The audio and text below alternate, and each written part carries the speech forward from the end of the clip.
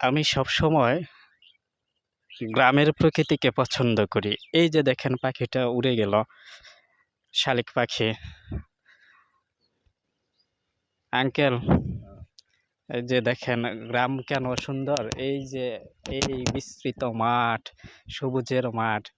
এই মাঠে আপনি যখন এই প্রকৃতিকে উপভোগ করবেন একা ঘুরে ঘুরে, এই চড়াতে দেখেন কেউ নেই। হঠাৎ করে মান্নান কাকারে পেয়ে গেলাম। মান্নান কাকার সাথে আমার দেখা হয়ে গেল।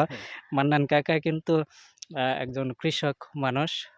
হ্যাঁ, উনি একা একা দেখে যে তার ক্ষেতগুলা দেখতেছে, পাশাপাশি এই যে সবুজ মাঠ, তারপরে সবুজ ধান, এগুলা কিন্তু সে উপভোগ করতেছে একা।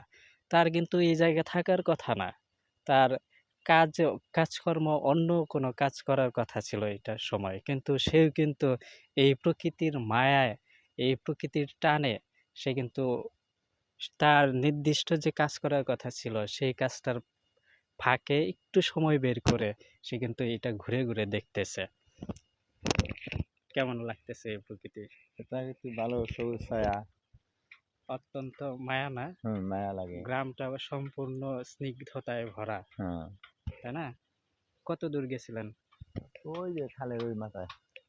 একদম মাথায় গেছিলেন? হ্যাঁ, একদম বিলের ওখানে? একদম বিলের ওখানে। এই যে পুরো মাঠ সে ঘুরে ঘুরে দেখছে। এটাই হলো গ্রাম।